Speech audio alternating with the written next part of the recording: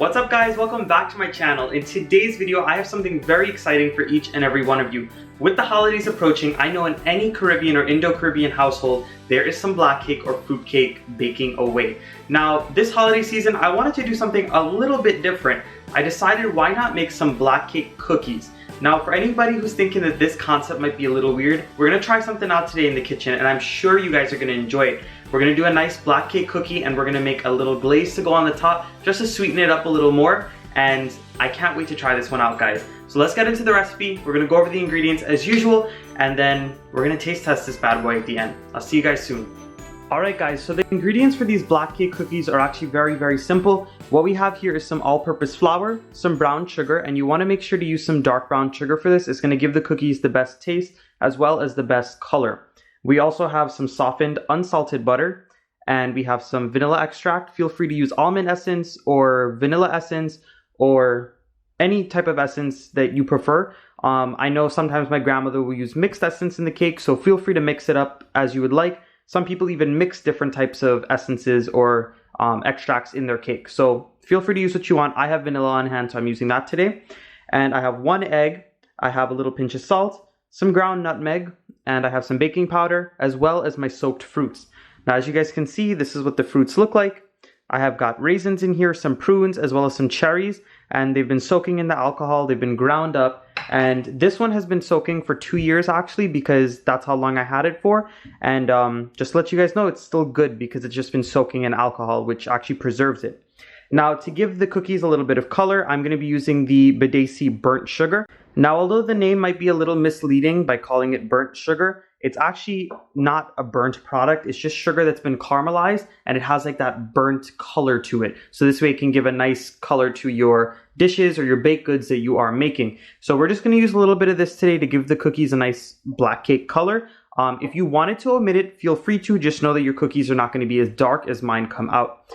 And I wanted to mention that if you wanted to use salted butter for this, you can. Just make sure you omit that salt. And make sure your egg and your butter are coming up to room temperature, because that's going to allow the cookies to mix really well and come together really well. So let's get into the mixing process. So what I'm going to do today is I'm going to mix all of the ingredients in my stand mixer, because that's just the best way I find to mix these cookies. Again, if you want to do it by hand, feel free to do so. I'm just going the quicker route today, and I'm going to show you how to do it with the stand mixer.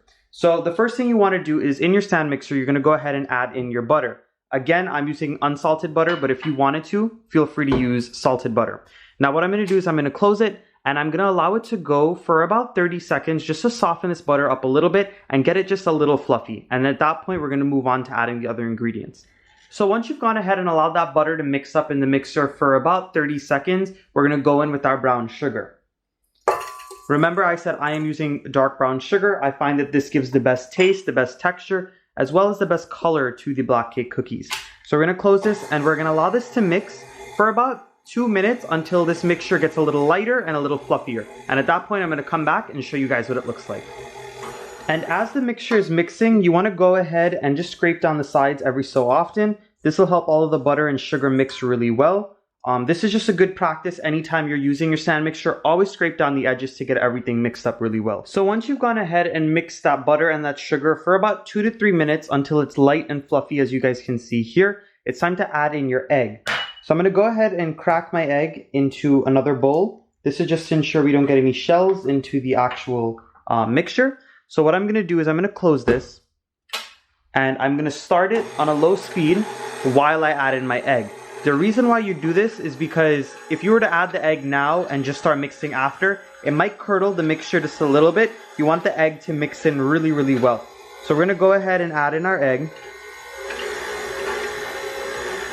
And then we're going to whip this just a little bit until the egg comes together with that butter and sugar mixture. And then we'll move on to the next step. So I just wanted to show you guys what this mixture looks like. It's nice and it's smooth, it's fluffy, and as you guys can see, it lightened up in color just a little more after we added in that egg. Again, we're going to go around and scrape the edges just a little bit. We're going to go ahead and add in our fruits. Now, as I said before, this is fruits that I've had soaking for a while now. If you want to see how to soak some fruits at home, feel free to watch my video where I show you how to do so. It's a video that I posted last Christmas, and I basically showed you how to add the wine and the alcohol to the fruits, how to grind it up, and how to preserve it, how to leave it in the jar, and stuff like that. So watch that video first. I'll have it linked right up here, and then you can go ahead and make these delicious black cake cookies. So we're going to go ahead and add this in. And the reason why we add this in before we add the dry ingredients is because we really want this to mix up well with all of the wet ingredients. If you don't get the fruits mixed in well enough, what's going to happen is when you add the flour, the fruit's going to be all different places throughout the cookie, and it's not going to be a homogeneous mixture. It's going to be all around the place. So we're just going to close this again, and we're going to keep on mixing until all those fruits are well incorporated. So what I did here was I just took off the whisk attachment from my mixer, and I'm just going in there and scraping down the sides really, really well, trying to get under the mixture to get any butter particles out from the bottom. So once you scrape it out, what you're going to do is you're going to add back on your paddle attachment. And the reason being is because when you add in the flour later, you do not want to whip it. If you do, you're going to get very tough cookies. So I allowed this mixture to whip for about 2 minutes to get those fruits mixed in really, really well. And at this point, I'm going to go in with my nutmeg and my salt. And after I add that in, I'm going in with my vanilla extract. As I said before, feel free to use some mixed essence or almond extract. And before we start mixing again, I'm also going to go in with a little bit of the burnt sugar. Now this is very, very little bit I'm using. If I want more as I go, I'm going to add a little bit. But I want to start off very small because one, this is a very small batch of cookies. And number two, if you add too much burnt sugar or another product, like if you're using molasses or even casdrip, it can turn very, very bitter if you use way too much. So we're just going to go ahead and close this, mix it up, and then I'll see if I need any more. So that color that I just got here is actually nice and dark. So I'm going to see what it looks like after I add in my flour and other ingredients, and then we'll see if we need to add a little more. So into my bowl, I'm going in with all of my flour, and I'm also going to go in with all of my baking powder. And there's no need to sift the flour. This is a really, really easy recipe. There's no need to do any of that. So after you add the flour in, you're going to go ahead and mix it on the slowest speed, and you're going to allow this to mix until it's just incorporated, and you're going to take it off of the mixer, or else it's going to overmix the cookies. So I went ahead and I allowed this mixture to mix on the slowest setting for just about 30 seconds until all of the flour disappeared into the wet ingredients. Now what I'm going to go ahead and do is take off my attachment. We're going to scrape it down just a little bit. Make sure you get everything off of there because you don't want to waste anything. And then after that, you're going to take this off of the attachment and you're just going to mix it and get any flour that you see on the sides and mix it. Get all the way under the mixture and get any unmixed particles out of there. So as you guys can see, we have a pretty tacky batter. This is not going to be like a dough at all. It's not going to be super hard. But what I want to do now is just take this mixture and allow it to sit in my fridge for about 30 minutes just so it can sit and firm up a little bit. The reason being is because if you were to bake it right now, it'll be just a little too soft. So we're going to allow this to sit for a little bit and then I'll come back and show you guys what it looks like and when it's ready to go in the oven. Alright guys, so I just wanted to show you that this is what the cookie batter looks like after we took it out of the fridge from the 30 minutes. As you guys can see, it firmed up just a little bit. I went ahead and I mixed it through to soften it up just a little. Be careful not to overmix it again. And at this point, we're going to go ahead and put it on our baking sheet. So I have my cookie scoop here, and this cookie scoop is about a tablespoon to a tablespoon and a half measurement. This will make a pretty small cookie. It depends on what size of cookie you want. If you want a bigger one, feel free to use a bigger cookie scoop, but this is what I have on hand now. So you're just going to get a small scoop of this cookie batter, and you're going to go ahead and drop it down onto your tray. And you're going to keep doing that with the rest of the batter. And you want to space them apart, so this way they do not spread out too much onto each other.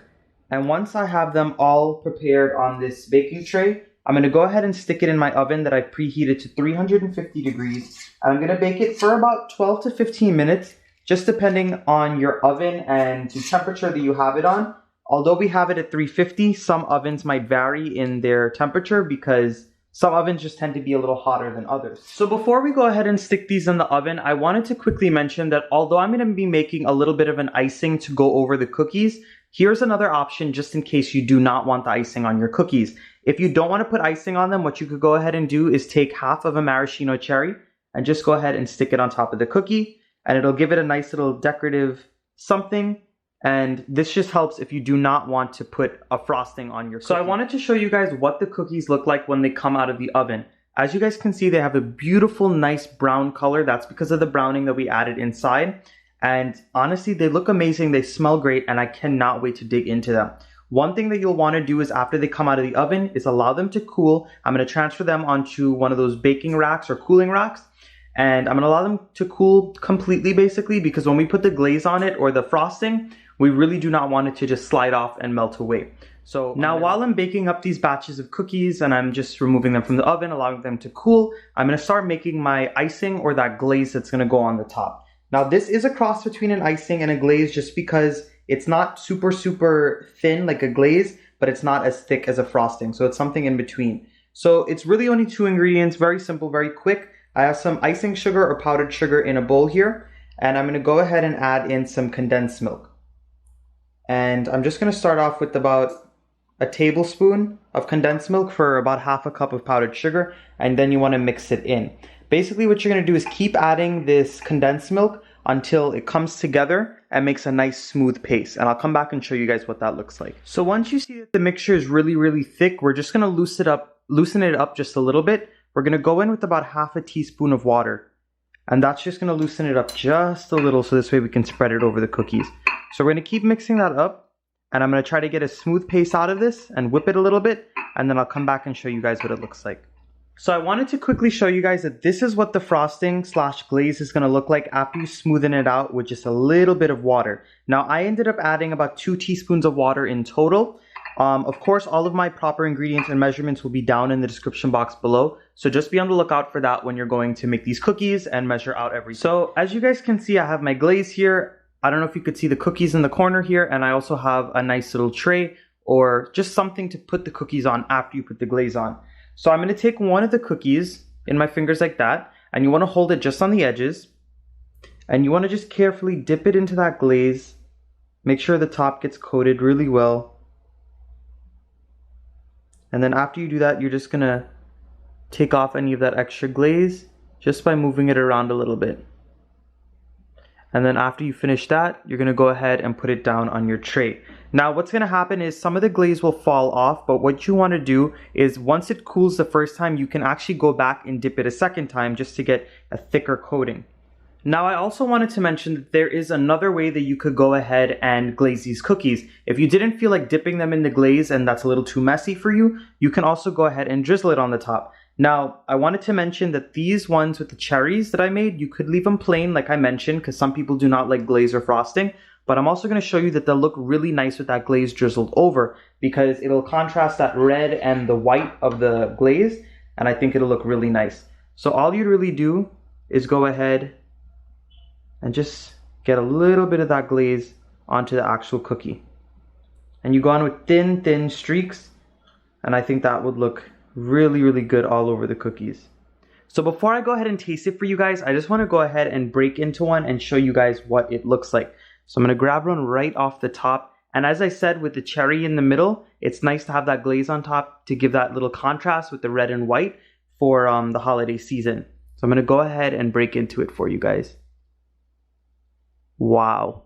So as you guys can see, it's super fluffy in the middle. It's also very soft.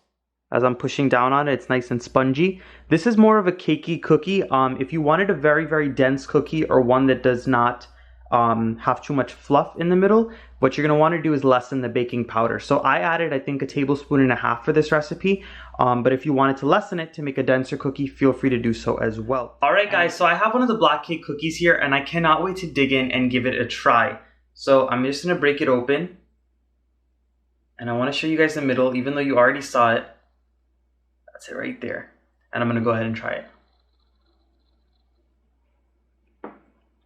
Wow. This is really good. Exactly how you think it would taste. Tastes just like black cake, but in a cookie form. That glaze is super rich and adds a nice little sweetness to it. And it's honestly perfect, guys. So I hope you guys give this recipe a try. Have a happy holiday season. Make this part of your holiday meal. Make it for dessert. You can also make this anytime year round. If you have your fruits soaked and ready to go, feel free to make these cookies. It's great with a cup of tea, cup of coffee, even a cold glass of milk will do well. Maybe you can leave these cookies out for Santa this year. So I hope you enjoyed this video. Go ahead and give it a nice big thumbs up. Subscribe to my channel if you're not subscribed yet, and leave those wonderful comments down below. Are there any other recipes that you want to see me recreate or make more of a modern take on? I'll see you guys in my next video. Bye everyone.